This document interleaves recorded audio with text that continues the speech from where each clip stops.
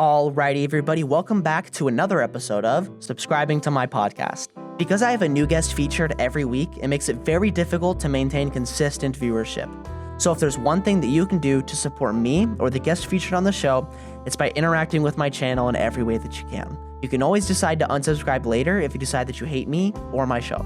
With that plugging aside, enjoy my discussion with Alex Brown is a super cool guy, really smart, used to do this podcast. He was my Jamie. Wait, he wasn't my Jamie. I was his Jamie. Elijah Moore? This is the trippiest this is the trippiest thing I think I've ever seen. I can't wait to see the video where you from in the like tannish shirt just morph into me. With my mustache. Yeah. yeah, I really had a rough few weeks, I guess. Not to insinuate that we look different in any noticeable or distinguishable ways. Anyway, welcome back to Spotlight with Elijah Moore. Today we have Alex Brown, which is really exciting. This is what a legacy pick, by the way, of just a blast from the past. For those of you who aren't integrated into the Spotlight with Elijah Moore, previously Spotlight ISU lore, Alex Brown was the original person in the guy in the chair for the podcast, Jamie, for reference for Joe Rogan listeners.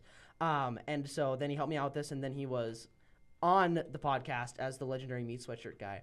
And now he's back. This is like 2 years ago. It's like episode like 15 or something. And so the legend is back. He has officially graduated, so he is an old man here, ready to spoil all of the secrets of war from his experience at Iowa State. Now that he's a graduate, now that he's a degree-holding person. As of a week and a half ago, I finally got it in the mail. Do you own the paper? I own the paper. How does that feel? I was a little mad because it was like kind of bent in the corner. Well, a little bit. I was like, "Oh, you got to be kidding me!" Now, after all that, and it's folded. I mean, it wasn't that bad. When it went in the frame, it like looked fine. So. It's one of those like priority mails that they fit in your mailbox so that it like curls all the way around. Document, please be careful.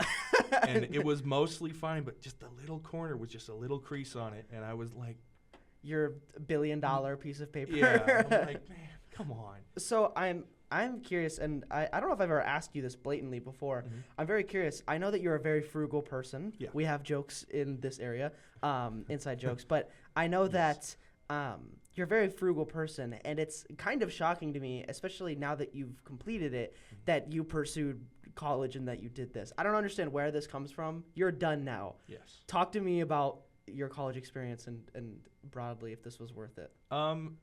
Yeah. I would say it was worth it. I originally did not want to go to college at all. And two things swayed me into doing it. One, I said that to my mom, and she was like, oh, and yeah, I could tell she wasn't happy. Right. And then our friend Clay Peel, I said that to him during lunch one day. And he said, dude, if you're not going to go to college, just drop out of high school. There's no point. And then I was like, oh, okay. So then it was just like, so I was like, I might as well go to college. Yeah. I might as well go. Yeah. And so then you're like paying for college and you're watching all of these funds seep out of your account. Mm-hmm. What was the light at the end of the tunnel? The light at the end of the tunnel was getting an internship that led to a full-time job before my last year started. So then I didn't have to think about like, was this all for nothing? Like I didn't go to a career fair my last semester. It was great. I just was like locked in. I'm going to be making money. I'm going to have benefits. We're good. Yeah. And it was good. Is your job being professionally homeless or? No, I haven't gotten paid yet. I only started like 2.5 weeks ago, but like I feel good. Okay. Like, I feel safe. I do realize that I'm going to have to move to Des Moines here, and I feel a little less safe. But also, there's been, 3 homicides in Ames in the last, 2 months. So maybe you're going in the right direction. Maybe I am. That's pretty interesting. Well, I know that, I don't know, one of the things that I hear a lot, and I don't know if this is internet brain, but, people are talking about how old people gaslit our generation of people, saying you need to go into computer engineering, you need to learn how to code because that's what everybody is paying you to do. Yeah. And then now I think the statistics are the most unemployed population of graduates are computer engineers. They were right when they said that, but they said it to too many people, and so now there's not enough jobs for the amount of people that they convinced to do that. Yeah. So that's where the problem comes from, and so it was a scary thing. But most of the people I know, they're getting them, if they're not, they're gonna get something.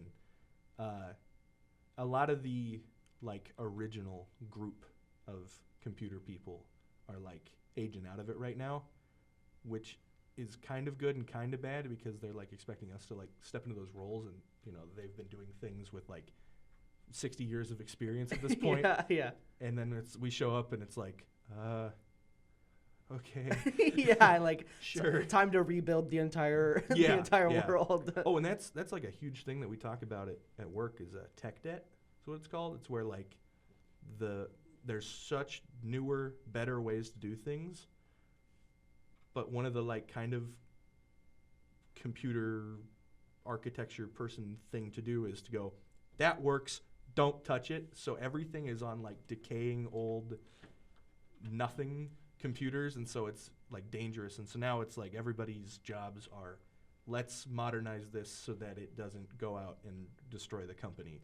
Yeah, you guys are like renovating a bunch of like old coding to make sure that like we're not using Access Plus, which is built on COBOL like 20 years ago, so that nobody can do anything about it. Who knows what COBOL is? That's crazy. I only know it so that I can diss on Access Plus. That's great. One of the worst websites ever. I liked it better than Workday. Well, Workday is like, it doesn't make really any sense to me that we switched from that, because we're operating on a program that was too old, but at least did what it was designed to do, and now we are forcing the McDonald's app to hold all of our like all of our tuition information. So I just don't think it works very well. But and that's really interesting too about this like new generation of coders picking up the slack, where like the first people to ever make technology are now like retiring, and then now it's like this like fresh-faced, I've been using ChatGPT to teach me coding for the last like 3 years. Mm-hmm. How do I code? Do you feel, this is not offensive, do you feel competent like in your abilities right now? Yes, but also it's like when you go into a place that's got so much history of everything. Like my company is 145 years old. They've got business units on business units. They do everything. And so it's like they've got all this terminology that everything is like hidden behind.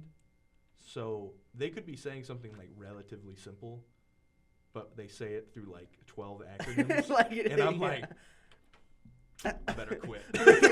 You have like everything written down on your arm, and you're like trying to track the progress. But it's amazing. It is kind of coming back to me. I do have the help of having worked there over the summer.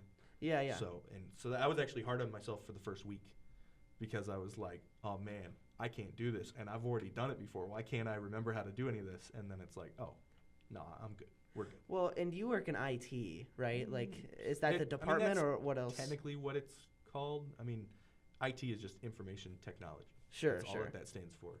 So like what we're doing is more, the traditional IT person that you think of, I think, is like the IT crowd, where it's like, hello, turn it off and on again, which we do sometimes, but like we're making things for other people and then like letting them support it with their traditional IT and stuff. So, right. Okay. Yeah. Well, and so then I guess one of the interesting things about you being a computer engineer major is I have glazed you behind your back for this on multiple occasions, is like the problem solving perseverance that you have to maintain to work in IT, unmatched. I just don't understand it. Like there are sometimes I'll call you over and I'll be like, hey, can you like fix this thing? And I'll watch you wrestle with it for like an hour. And I'm like, I'm not even kidding. I would have sold the computer by now. Like I don't understand like where the perseverance comes. Do you have any like insight as to why your brain operates this way, or like how to cultivate this kind of mindset? I don't understand where this comes from. It starts with, like you said, I'm a frugal person. Right. So it starts out when you're younger and you're like, I've got this thing and it stopped working.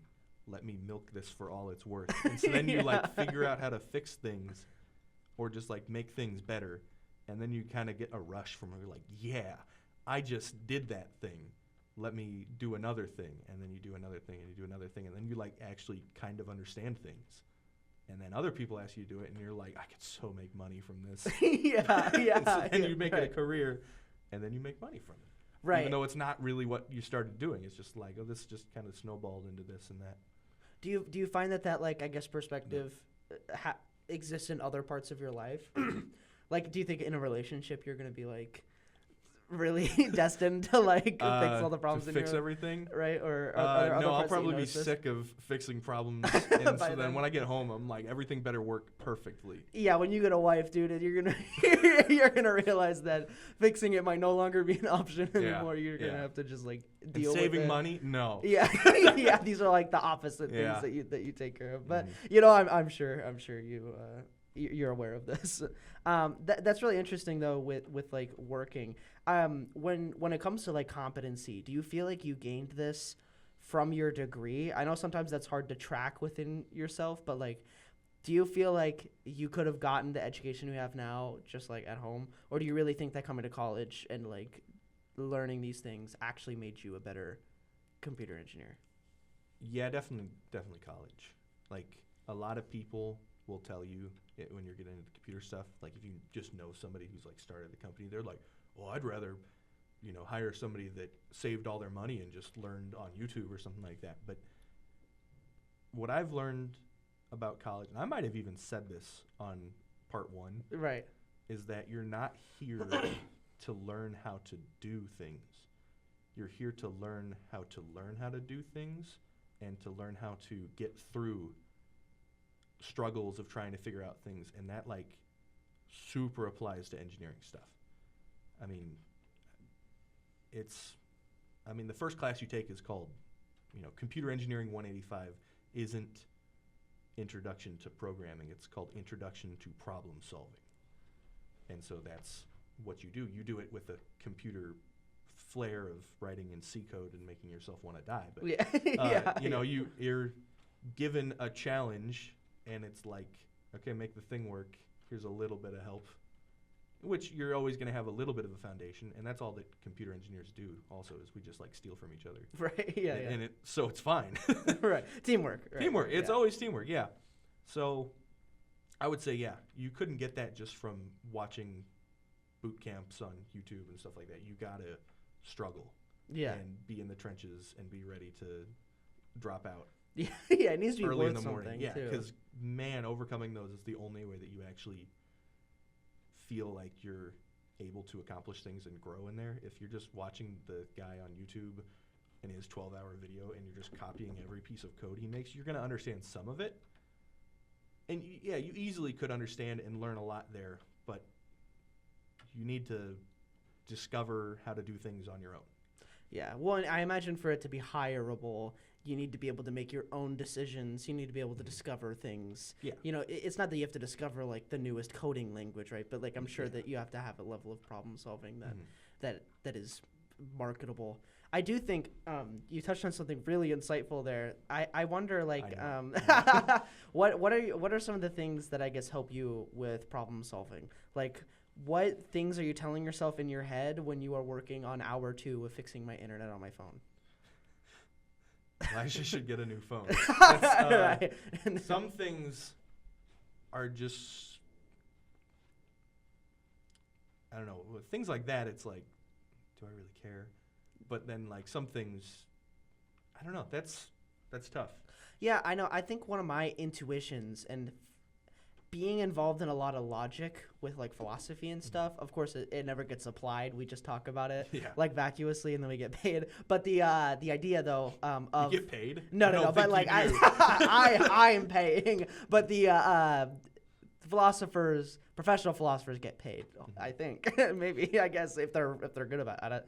But one of the things about philosophy that I find really interesting is that like especially with logic, when you're working with things, there is an objective right answer and you don't know it. And I think one of the motivating factors for like working on code is that like internally you can remind yourself like somewhere along the line I am failing. I am doing this wrong. Like there is an answer because I have internet on my phone and you don't. There is an answer somewhere. Yeah. I'm incapable of finding it. And that helps motivate you to kind of be like, I can't just like quit and blame the system. Like there's some user error, and I feel like to me it motivates me to try new things. It motivates me to like keep pushing forward to be like, this does exist, I just can't find it right now.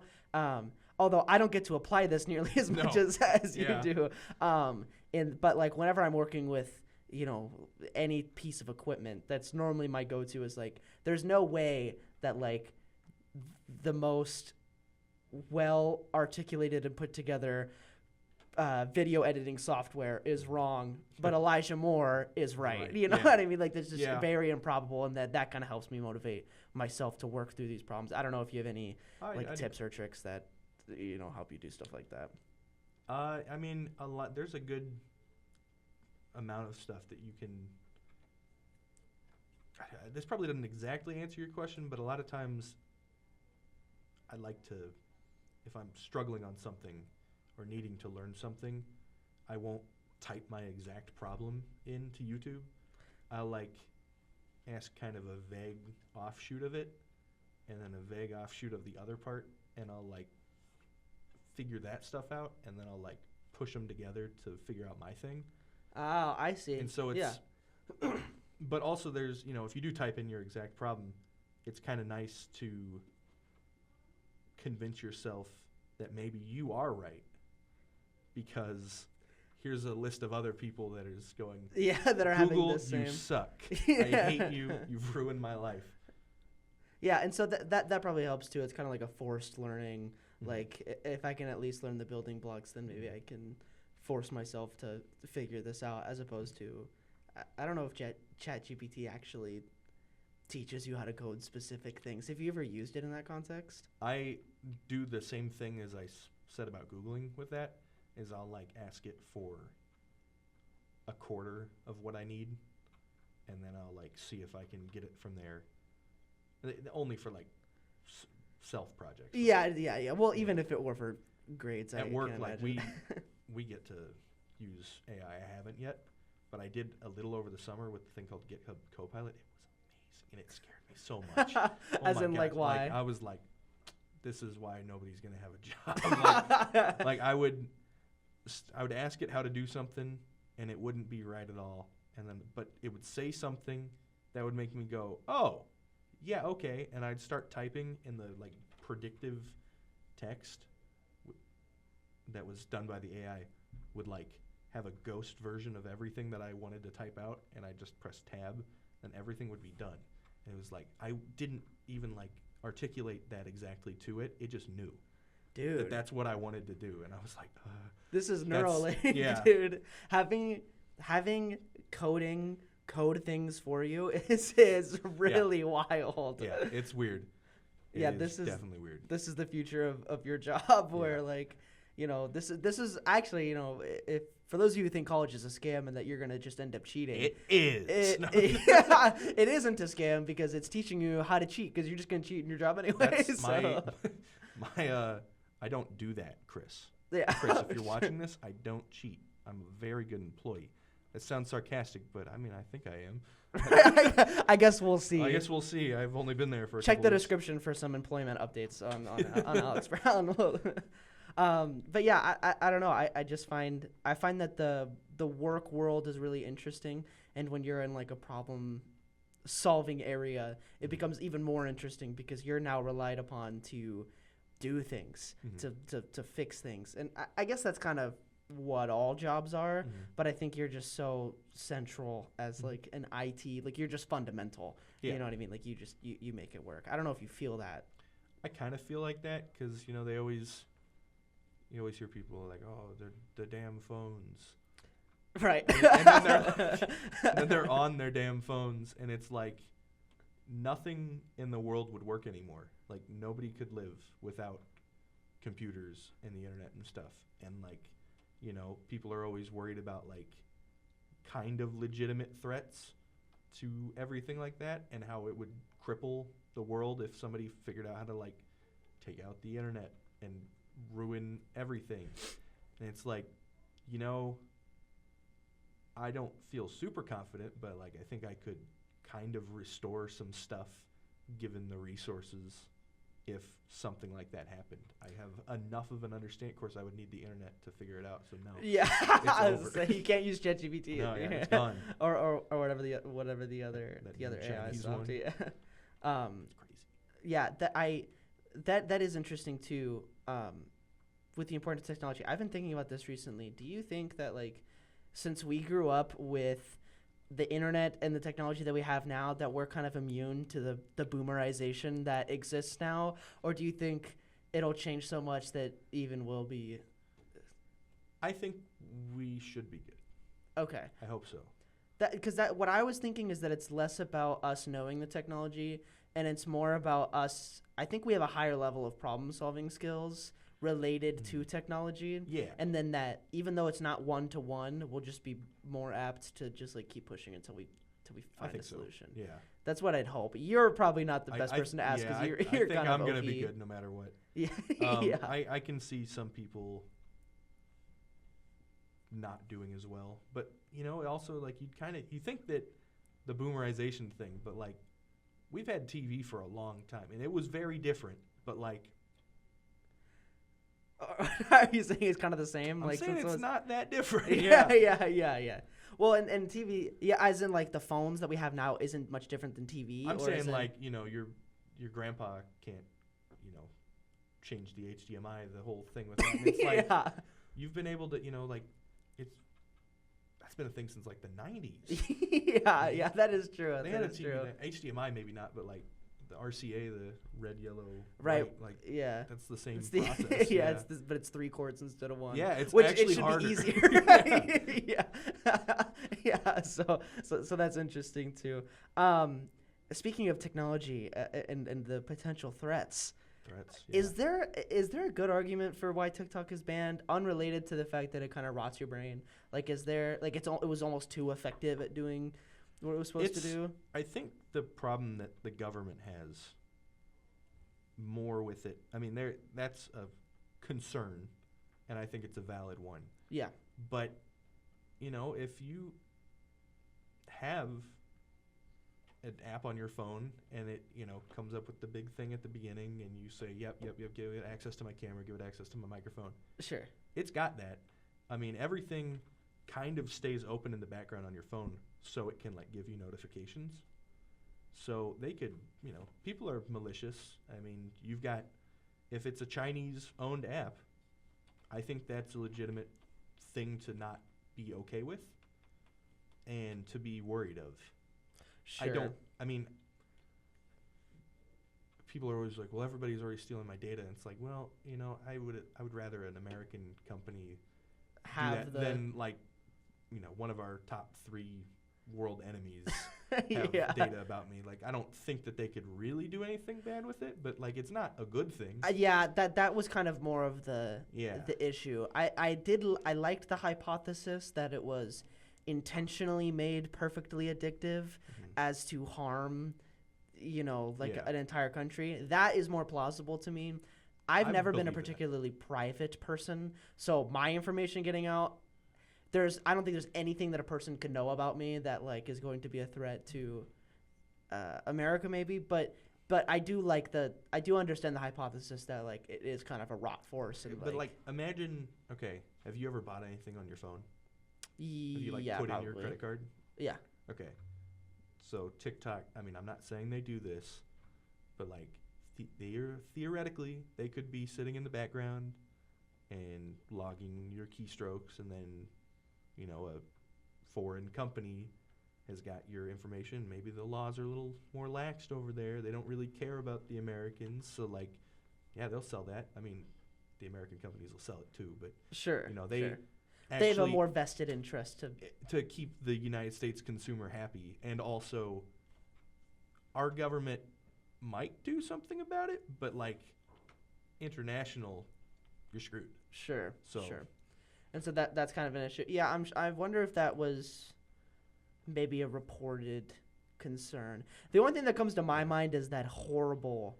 I guess it was some sort of hearing I know what you're with talking about. yeah, that was where if I have TikTok on my phone and I put earbuds in, can TikTok read my brain?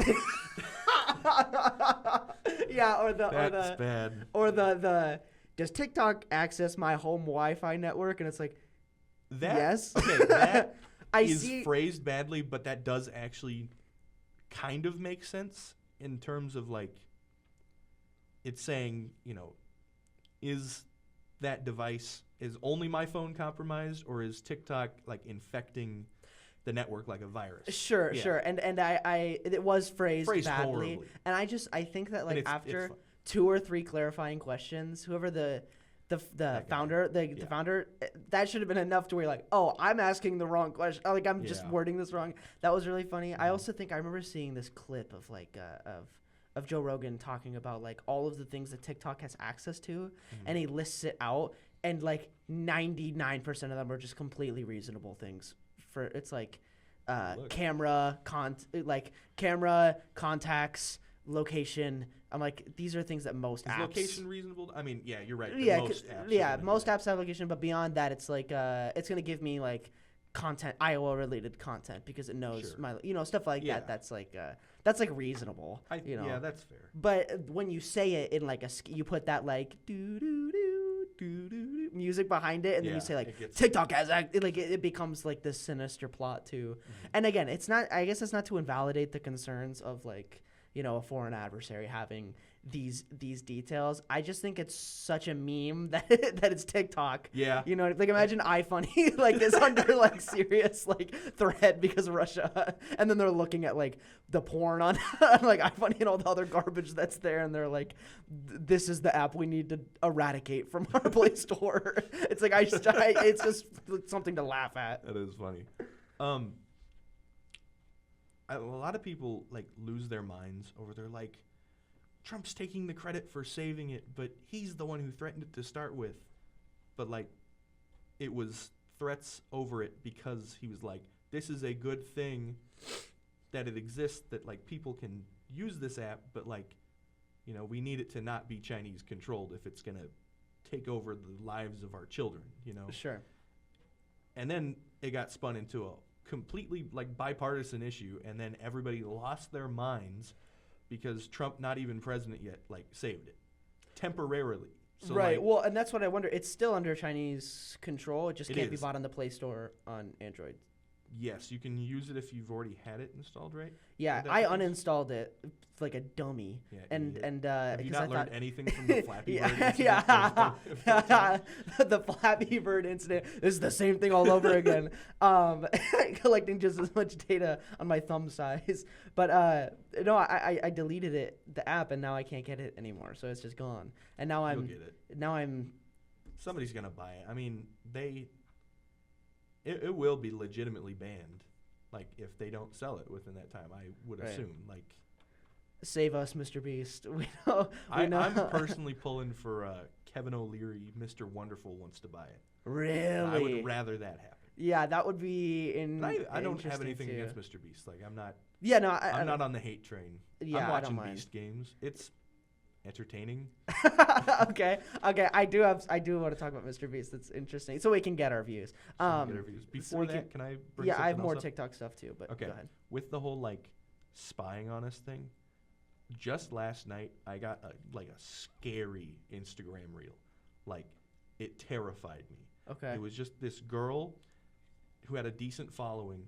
I don't know what she really does, but it looked like all of her videos had to do with like Google Maps.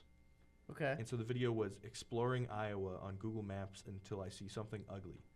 And she like clicked in like Davenport, and she was just outside of town. There was like a nice looking cottage with like a nice garden. She was like, oh, that's really pretty. And then there was a pumpkin patch. And she's like, wow, Iowa's actually a really beautiful state. She goes, let's go to Des Moines. And the street view was literally where I work. Oh. And that came You're up. just right there. I was going to bed to get up and go to work, and I just saw on a random Instagram reel like the entrance to my building, and I kind of got scared. Dude, and okay. And here's kind of what my big magnum opus for like disliking this ban is. Instagram just intuitively feels like an infinitely worse place to be corralling all of the TikTokers to. And to me, it's like, one, having your place of work, your place of content making on the same place that you post the picture of you and your wife and your dogs and kids, that is already super weird. Like all of your personal information linked to your Facebook and your Instagram right next to the content that you watch on the same app with all of the locational features so that people can find you. That's so weird. And so now, like when I'm making content, like I am going to post the reel of me complaining about this right now on the same and there's Instagram. There's going to be text right here that the AI added. That AI it's going to did. cut to a picture of puppies frolicking in a field because CapCut or whatever. Yeah, and I'm gonna have like the emojis pop out. Yeah. I'm gonna post that same Instagram reel. yeah. Camera didn't cut to me. That's No, okay. it's fine. I'm gonna post the same Instagram reel on the place that all of my friends are at. I don't want to be advertising to my friends. They already don't care. Oh, no, I don't need. I don't need to be it's doing like that. Me More 3. I know. Everybody hates us. I don't need to be doing that on the same content. And another thing too, I don't understand how Instagram became so unsupervised. I don't get how it feels like a war zone when I'm It there. does. People are out there posting straight up death, and then people are commenting first, last name, social security number in their username, like I love this video, or like people are posting the most egregious things on Instagram, You know, like and the, then like my whole name and address in picture of me and my girlfriend in front of my house is liking this post. This is insane to me. I don't know how this became the platform, and then we're so worried about foreign or like rich powers siphoning our data, and then we're just like corralling it all into one app so that they can get it easier. Like what the heck? So anyway, that's my rant. But I think that's valid. Yeah, okay. I didn't think about it like that, but and this is kind of conspiracy brained. yeah. But isn't it weird that like the like Mark Zuckerberg and like the owners of Google and YouTube, or the owners of YouTube and Instagram and Facebook, the other competitors for shorts related content, benefit immensely from this change. You know what I mean? But like more than you could possibly imagine when you take out like the biggest doom scrolling platform. And so now like there has to be some sort of collusion in this. Not that it's necessarily bad because of that, but like that should make you a little worried if you're worried about corruption or if you're worried about siphoning data. Yeah, overreach and stuff like that. That's fair. I don't know. I don't really like those companies either. Thank you. But I don't know. I care less about it. I do think that they get a fair amount of scrutiny.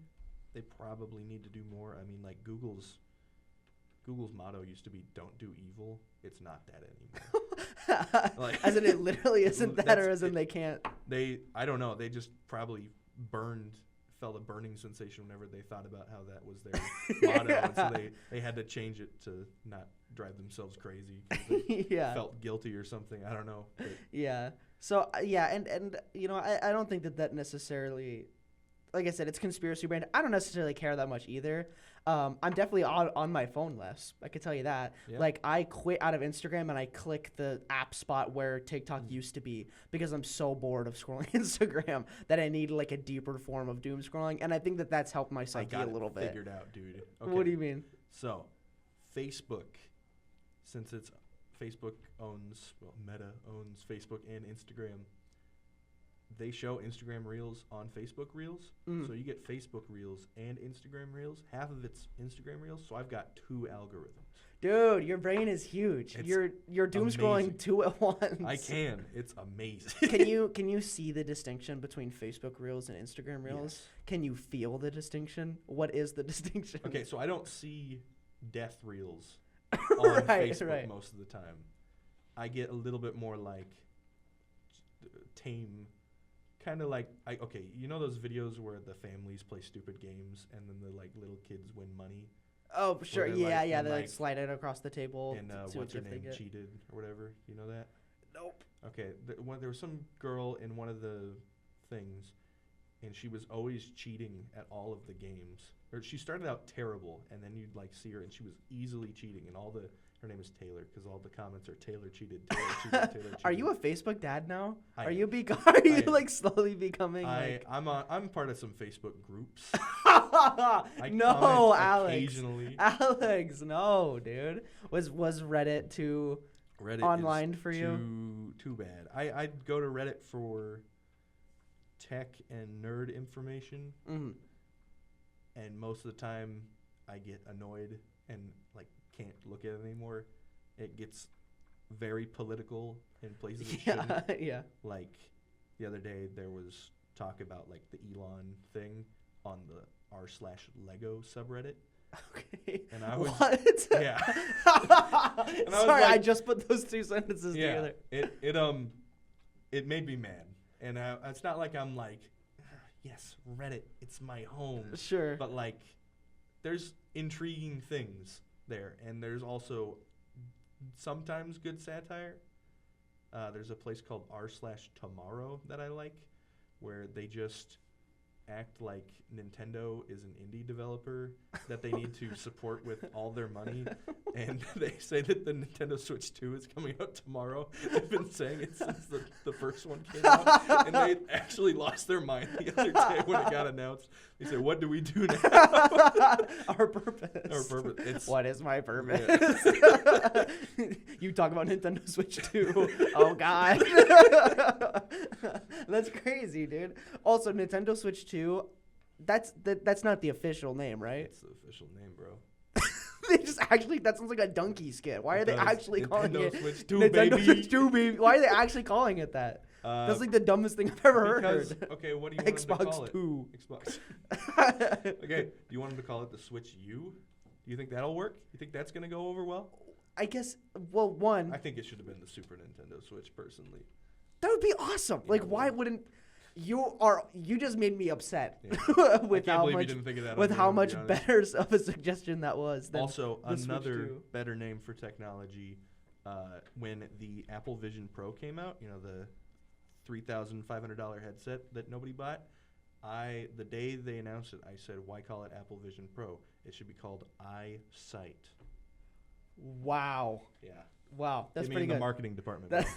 That's pretty good. I'm not even kidding. That actually just made me upset. Like, Yeah. I'm seething now. Yeah. That's what they called it. Because, one, a Nintendo Switch 2 was already... Nobody was asking for that. No. Right? Like, I know that maybe some of the specs were... But, like, just come out with, like, Switch Pro. Or, like, did they already have that maybe? But, like... No, they like- made the OLED Switch, which was supposed to be the Switch Pro, but then they like couldn't do it because chips got too expensive or something. So they were like, "Screw it, the screen is bigger." Switch 2, baby. Switch 2, baby. Yeah, I really don't understand. There's no features that I saw that were warranted, like, next-gen console. It's at this point, the Switch is what Nintendo is going to make. Just like PlayStation makes PlayStations. I don't know how they landed on that. That's, like, frustrating to me, but... Where did they go from there? Like, now that they've combined, they did two things. They made a good handheld, and they made a mostly good console every other time. Yeah. And then they combined them. Who's gonna buy it again if they like? Just do, like, if they a separate it console. back out, because you're always gonna feel like, man, I used to be able to do these both on one thing, and now I can't. And Nintendo ruined my life. And Yeah, Took my kids away. yeah. Now I have to leave r/tomorrow so Yeah. that well, what they could have done is made a good console and portable combination. They could have made a good system. That did would you have been not nice. like the Switch? I think in terms of, it's all about, like, literal construction. All of its, like, stats and stuff, which I don't know, are fine. The game catalog is really good. It's the most flimsy piece of hardware I that hope breaks that's in better. all facets My- of its existence. I don't. My Switch, at like 3 months in, there was like a noticeable curve.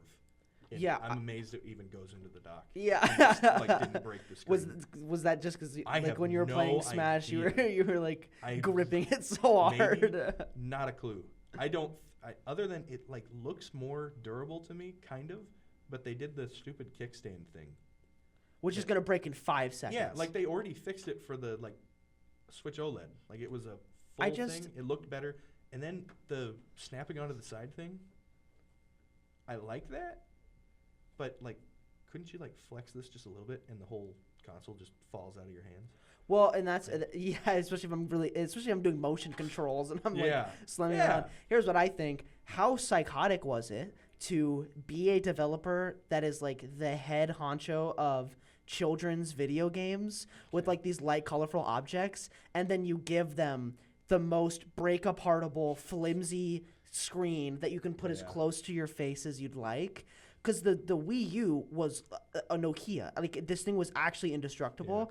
And like the amount of times I dropped that thing from the top bunk and I heard it clink against the wall, like bouncing back and forth from the metal frame in my wall, and then I pick it up and just keep playing. I'm kind of amazed at that because they don't look that durable to me. They're just such thick pieces of plastic that like, and the screen is like the kind that like once you get a scratch, it's permanent. Like you can see it's like indented in, it's like an Etch-a-Sketch, you know. But the Switch is like hyper thin. Like, I do not know how kids, I really only think that it's a marketing thing so that you break it so that you buy more. That's the only way that I can think that Could be. they're like, yes, this is great for kids. I can smell the Cheetos on the in between the Joy-Con like connectors and the actual Switch console. I hate that physical console. Okay. Yeah, That's I can fair. stand it. So you would just rather have them separate again? Yeah, or I just buy the Wii U another time. I think I would. Which I have. Yeah, I have two Wii U's now. I thought the Wii U was great. I thought it was great. I get the problems with it.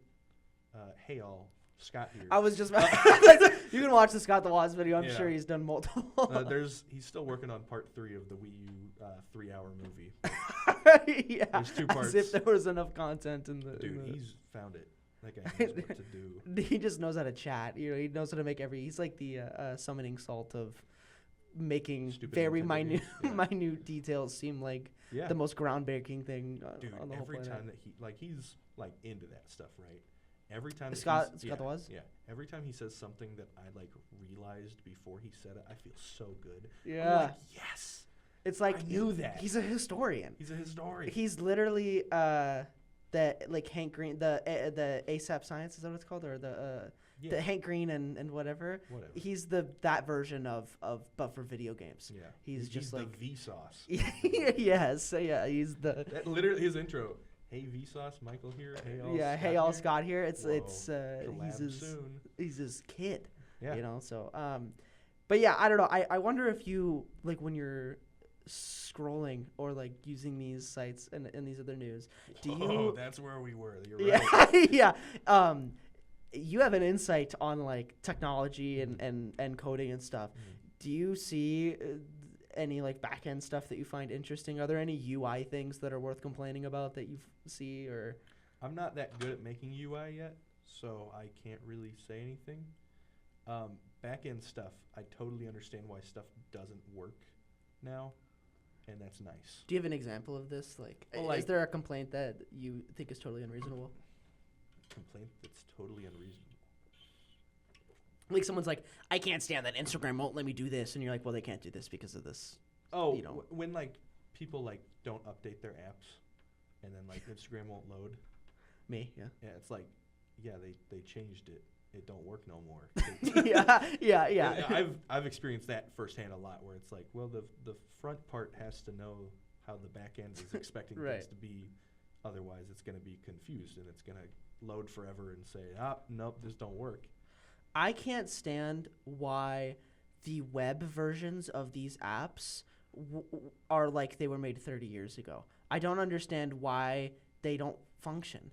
Like, you know that you have content creators who make their livelihoods on these apps, and you have to do it from your phone. Yeah. Like, are you serious? To have a good experience. Yeah, that's weird because it shouldn't be that hard. Like, there are so many features that only exist on the phone. Like when I'm posting this Instagram reel, when I'm posting an Instagram reel, like, I can't add music. I can't schedule it. I can't do like 90% of the different like customization options if I post it on the computer, because like that makes no sense. Yeah, I don't understand it either. It's kind of impossible. Lucky that I haven't really tried it. Yeah, once you get into the content. I've tried many times to get into the content game. Oh yeah, obviously. You know, with the new gaming channel. I because my parents have been watching Beast Games with me, as we were talking about. Oh, earlier. yes. 'Cause my mom knows who Mr. Beast is and frequently watches his videos. Like his normal videos? Yes. That is so Like, I wholesome caught for her me. watching it one time, I'm like, is that Mr. Beast? And she's like, yeah, he's giving people money. And I was like, whoa. My dad knows who he is, but now knows who he is because of Beast Games, which he only watched because he likes Survivor. Yeah. But, so I was like showing him, I was like, yeah, he was like high school. I was kind of like going through the past, and I found a video of his from like 11 years ago called We're Literally Dude Perfect. It was the water bottle flip video. Our exact water bottle flip video posted 5 months later. I'm like, they copied I'm you. like thinking maybe There's somehow there was a non-zero chance that he saw our video and copied that. Dude, Mr. Beast took inspiration from Random Random Alex Alex Guy. Guy. Oh my Insane. God. that is the most clickbaity. I'm gonna put that as the thumbnail for this video. Mr. Inspired Beast. Mr. Beast. It's- Mr. Beast Sensei is you, dude. Yeah, Mr. Beast is insane to me. Like, just he's such an enigma. He's just like the way that he operates is like. It's crazy. There's never been anybody like him, really. I don't think. Can you think of anybody who No. just like? Not at all. Because I was watching him when he was doing bad intros. I and was so outros. scared. I was so scared I was going to end up on one of those back then. Oh my gosh! I Yeah, was you were out for the terrified. picking, dude. I know. It would have been so easy. Well, and he had a bunch of like. Remember Asian stickers? That's what I was gonna say. He had a bunch of like weird quirks that It were was like awesome. I Ray loved William it. Johnson-esque, like Yeah. random cutaway jokes that I thought were like wonderful. He Yeah. didn't have a ton of personality, but you could tell that he was grinding. You know, Yeah. like it was like I'm pushing it. And then now you see him, and it's like the epitome of fixating, like hyper fixation onto one specific thing and becoming the best in the business at it, Yeah. which is like YouTube. He's a masterclass. Like the whole thing is like insane. Like I watched his Joe Rogan episode, and like Joe doesn't even really say anything. Mr. Beast just spouts for like an hour and a half, just like, I do these things, and then when I was a kid, I would skip Christmas because it meant that I would get to post a video, and that other people didn't get. And it was just like this crazy, like autistic ramble about like how to become a master at YouTube, and it's like, this is to I'm me. not doing all that. Yeah. Man. To me, it's the most like 1-to-1. Like there was a 0% chance that he didn't become the most successful YouTuber with just how fixated he was on it. You know what I mean? And so he's insane to me, and I think that some of the backlash he gets, it puts me in a weird position to where I become like, I'm like his number one fan. Why am I Mr. Beast Glazer? Why does it exist? Like why can't he just post videos and then we're just like, oh, that's fun, or like, you know. Yeah, I don't know. People just like to hate things and like bandwagon onto this thing is evil.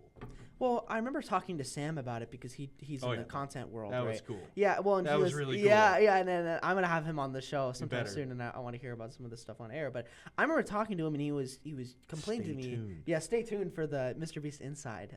Someone who was one standard deviation away from me. I don't know if that's I like using that word. That's he's got a beast number of 1. Yeah, right.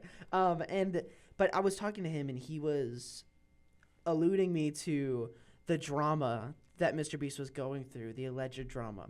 And he was talking about it, and I was like, wait, is there any actual drama, or are we just like redefining what Mr. Beast does? Because he's essentially like gambling, and he's like promising people things and that might not get delivered, you know, and he's like exploiting people for content. It's like, have you ever watched a Mr. None of this The is exploiting hidden. people for content thing, I don't care. I mean, that it sounds bad, but like you knew what you were watching. That's the whole point. The gambling thing, those allegations I think are the more legitimate ones, and I think those are also the most forgivable. Well, it's that, and like they're looking into the minutia of like contract law to be like, you didn't state it well enough in this T-shirt giveaway that if you bought it at, you know what I mean, like stuff like that. That's like, Yeah. I don't even know if this is Yeah, I watched all immoral. those videos where they call them out because I was like, oh, interest. You throw Yeah, Mr. sure. Beast on a thumbnail, you're gonna watch yeah, it, right? You know? especially if it's like negative. Yeah, Like, exactly. I saw that tweet that everybody always brings up that was like, I have a theory that Mr. Beast is evil, but I can't prove it. And then Mhm. everybody would like repost it once he was in drama. I was like, "Oh, this guy predicted it in 2019." Sure. I was like, I saw that like years ago. Maybe not in 19, but Like was- sooner. I Yeah, I was was there. I was an there. OG Mr. Beast hater, the Mr. Beast anti fan. oh yeah, So, well, I don't know. I think there's maybe like just an I don't even know, like Success. capitalist anti-success Yeah. incentive there, where people are just like, it has to be because of the level of success, it has to have been done in an evil way. Mhm. You know what I mean? But yeah, I think that's true. well, and it's ironic because how old he's like 30 now. I mean, Not even. a little younger than that, but I know he's been grinding at this for probably We're- 10 years. We're now. already older than he was when he probably made his first million. First million subscribers. No, dollars. Oh. Well, then I in terms of the amount of time he dedicated to being Yeah. a YouTuber and then becoming successful, I like think he's only like 5 years older than us. in terms of age, Yeah. that is crazy. How to gauge your Right own now. success Let's figure it out. is to look at where other people are when they were your age and to be like, why don't guys, viewers, why don't I have How old is Jimmy Donaldson, aka Mr. Beast? Yeah, I know it's. that was a dox. He's 26. He's wow, He was born 4 years 98. older than me. Yeah. Holy cow, what are we doing? Dude looks old. Dude's got some stress marks on his face, dude. You can tell that man has been thinking. My grandma just texted me some political rant out of nowhere. That was interesting to look Let's at. go live on air. Yeah, I'm not gonna do that Grandma to Brown. Grandma Brown is. Grandma gone. Brown lore. Oh, Yeah, thanks a lot. That's, I'm not even gonna attempt Don't to figure out which No. surname you use for this grandparent. Let's move on. Oh, sure. But yeah, I don't know. The other thing I wanted to talk about was student union board. So Okay. you have graduated. I have graduated. One of your, I guess, most notable pursuits was your Yes. deep dives into the student union board Oh, that were yes. here, and you got to interview a ton of Oh yeah, I've met really some, cool I've met people. Some cool people. and you did a lot of the job. So I guess, can you just walk me through your job? And I want to focus specifically on your work with After Dark and the people that you have met. But like, walk me through like a general. You are looking to get a celebrity to come to campus and speak. Like, walk me through your role in that, and then what you end up doing. Okay, so last time I was here, I was just starting on the board. I had been a member for a year, but I hadn't had any like authority other than just like trust. And so then I was the performing arts director for a year.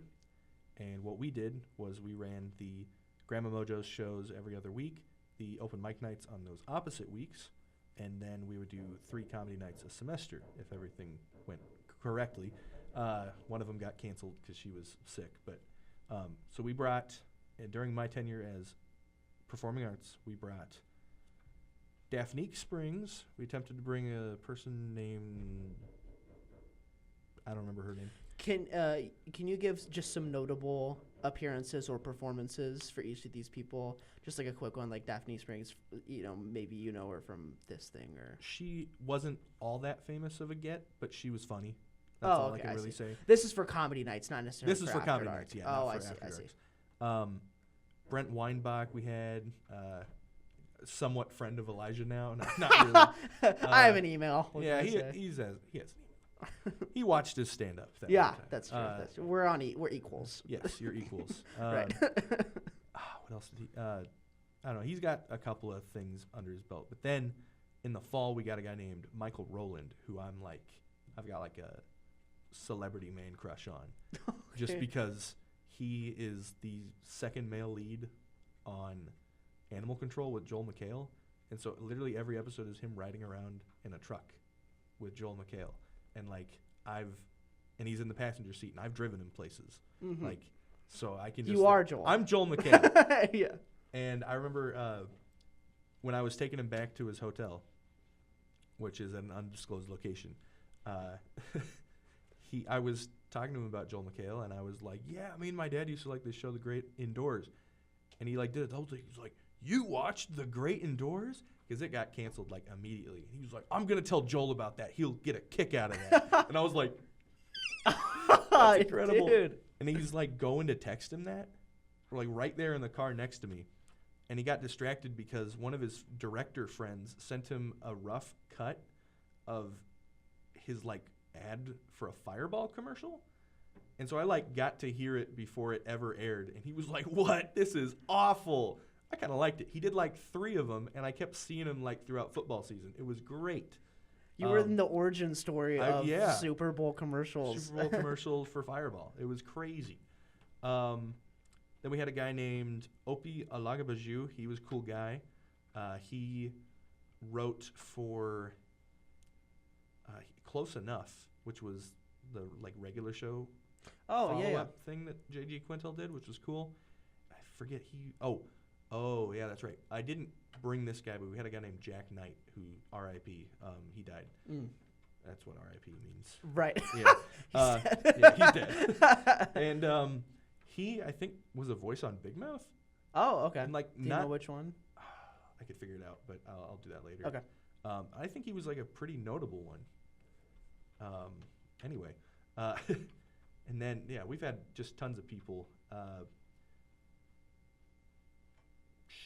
Zach Brazow. Zach Brazow, the LinkedIn comedian. Yeah, What we call him, yeah. I'm connected with him on LinkedIn. That's pretty cool. Mm-hmm. He was a cool guy. But then after that, I became the special events director, which is what Elijah actually cares about, because that's where the money comes in. Amen. We got to bring some pretty impressive people. My tenure went J.B. Smoove, who is from Curb Your Enthusiasm, and he's Spider-Man's teacher in the new ones. That's like witches and stuff, and cool guy. Wasn't that well attended, but it was also January, and so we were kind of like, it was kind of weather dependent. Yeah, it wasn't the best get we could get, but he was, like I said, nice guy.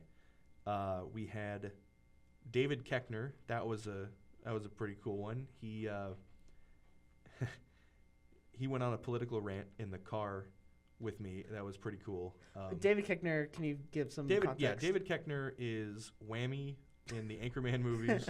He was Hannah Montana's uncle in Hannah Montana. Yeah. Next notable thing, not him being Todd Packer. Yeah, right. On The Office, and which he's nothing like. But yeah, he did some good stand up. I've got a text chain with him from the night of where I like told him a bunch of stuff about Iowa State, and he was like, "This is wonderful, thank you." Fun story about that. Not that long ago, really. My first tour of Iowa State, my uncle took me on, and he was telling me about all the like Iowa State traditions. He showed me the Zodiac at the MU. He talked about the Campanile, and he told me about campanealing, and he said people will take their girlfriends here and kiss them at midnight. Da da da da da. He said, and the old wives' tale is that if you kiss her at midnight and a brick falls out of the tower, she's a virgin.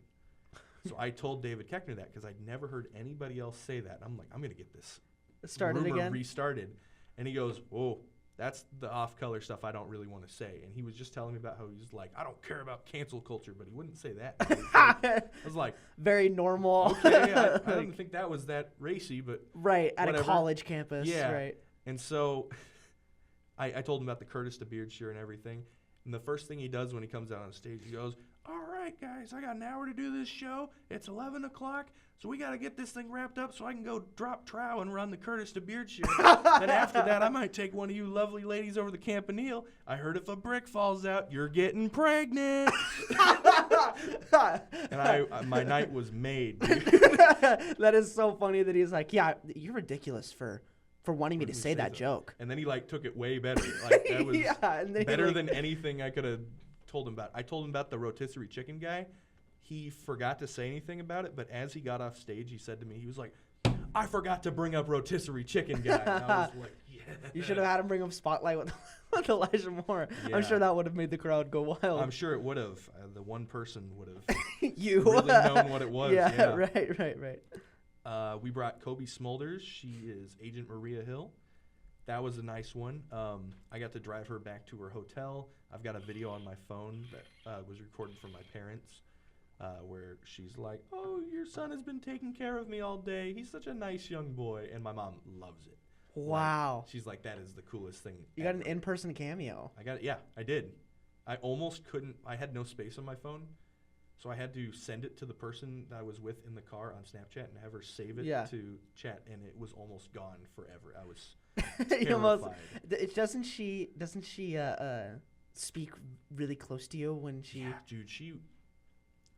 I don't want to cause any rumor. Nobody watches this show. Damn, I'm clipping this now. You're getting clipped, dude. Yeah, I'm sending this to her. No, she just like would talk very close to you, like you said, and I remember thinking to myself, I'm like, we gonna? I'll smooch. Yeah. Don't even try me right okay. now. That's pretty good. That's pretty good. How did she do? Like, what did? It was that was a moderated conversation. She's in How I Met Your Mother as well, right? Yeah, she was Robin Schabatsky on that. Right. Okay. Not. Well, I won't say that. Okay. Might be the mother. Yeah. Who knows? Yeah. Sure. Which this is kind of an interesting thing about that. We got her booked right around the time that Nickelodeon documentary came out about like Dan Schneider and stuff. Yeah. And that almost screwed up our entire book. Like, she was almost about to cancel on us. And she's not mentioned in the documentary, but her husband is in kind of a negative light. And that was kind of interesting because, like, Jim, our advisor, who does, like, all the contracts and stuff, and he does a lot of work. That guy is busy. Came in, he was like, hey, we might be in trouble here. He said, they're worried about, and I go, oh, my God, the documentary. He goes, so you know about this? And it was all good. We weren't going to ask gotcha questions. We weren't This could have been a big moment for you in your interview career. It could have been. I personally didn't interview her. But I see. Yeah. But you chauffeured her. A bit, yes. Yeah, sure. Okay. Yes. Mm-hmm. So you guys are like best friends. Right? Pretty much, right. Yeah. Okay, and then who was next on the? Then we had the plain white tees. Yes, legendary. You will never ever get that picture. It's so sad. I know. I talked to him the other day about it, and he was like, "Dude, they're gone. It corrupted as I uploaded them to my computer, and I was too afraid to tell you." Damn. Well, that's probably kind of expected at this point. So. Oh yeah. There's no proof that I met the plain white tees, and that other than the fact that I have their set list paper. Yeah. I spent literally like over 24 hours with. No, that's not true. I spent about 24 hours with them, and I have no proof either. Right. How was that? That was amazing. I heard them. I was with them during like practice during the day. I was the only person in the room. They played Freebird for just me.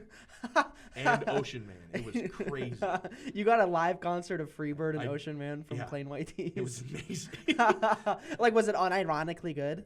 Or like it was just funny that they were doing it? It was just them warming up. So they weren't like legitimately playing it. Like, the bassist just was like plucking something like, that sounds like Ocean Man. And I heard him go, oh, Ocean Man. That's really funny. So, yeah, that was kind of the best of that. I talked to them a little bit quite a bit backstage. They had a good time. It was great.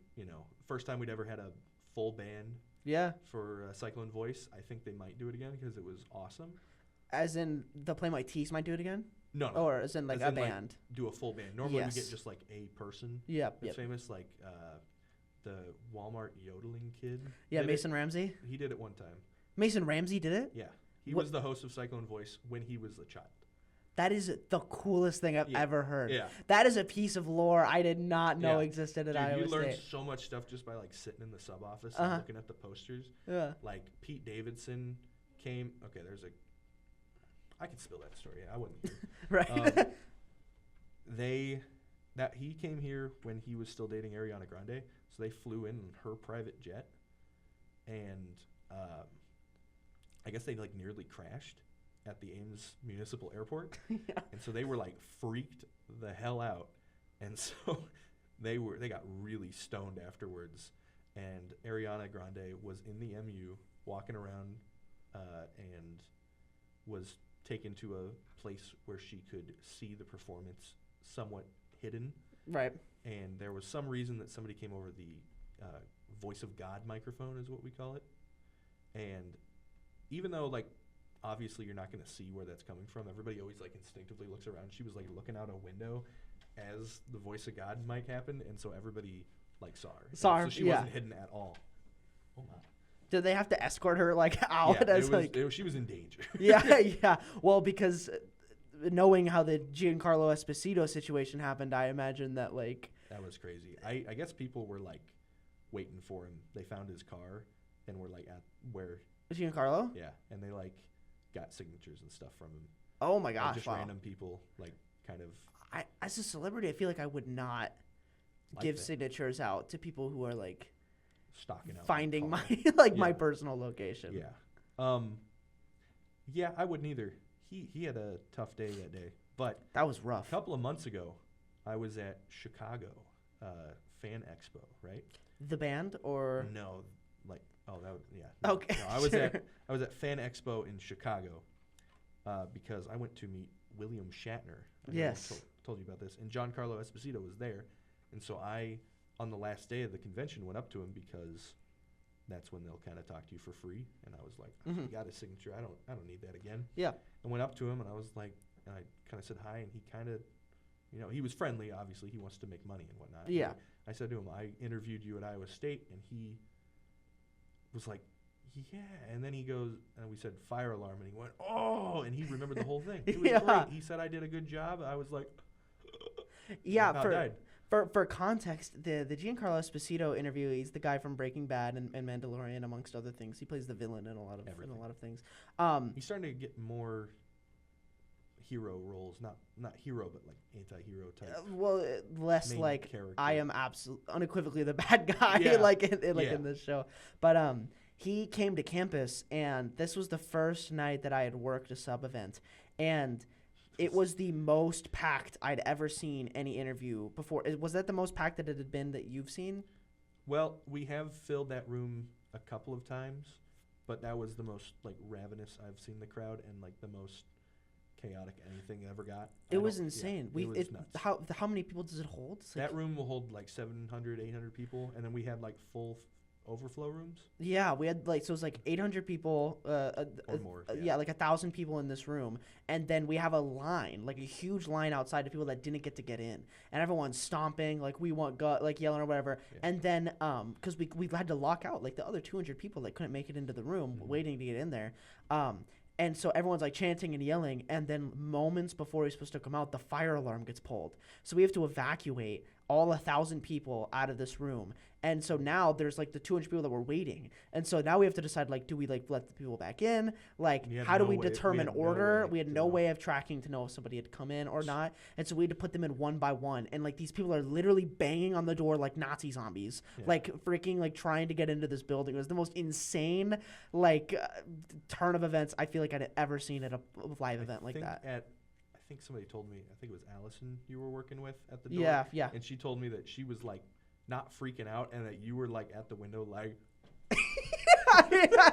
yeah, probably something like that. I was holding up my phone and I had the picture of him with the big red shoes on, and I just like put it against the glass like this and be like. So I was definitely yeah, you were cheesing the yeah, crowd with it. I You were definitely was not- making it worse. Yeah. But he did a great job. It was really good. so And cool. I you thought- got to interview him. Dude, it was so cool. I like, he was a little cold behind the scenes because like everything wasn't going right, Oh my gosh, and yeah. he just had a long day of flights. Like he almost missed something. It was crazy that he like even got there on time. We were really pushing it with him, so it was kind of nice to get to relax a little bit. But he, didn't seem like he wanted to talk to me much. I'm like, oh man, he sucks. Yeah. And then he came out and he was alive and he was who you wanted him to be. And I realized that he was like reserving himself so that he was like the entertaining people the audience wanted Right. when he was on stage. And I respect the hell out of that. And then he was like that the rest of the time. Yeah, yeah. So like it was, You got to drive him home, right? I didn't know. We didn't drive him at all. Oh, I he, see, I he see. was a little too high profile to allow college kids to To drive. like, Yeah, no, that was- you're gonna take him to your house. Yeah. He said like every line you wanted him to say, man. I mean, you texted me Yeah. before that. That was You said the most happy whoever I. pulled the fire alarm, you are done. yeah, or whatever. And then he ended up coming out and saying, Whoever "I will pulled kill your wife. I will kill your your infant son." child," Yeah. or like whatever the line is. Whoever pulled the fire alarm, I will kill your wife.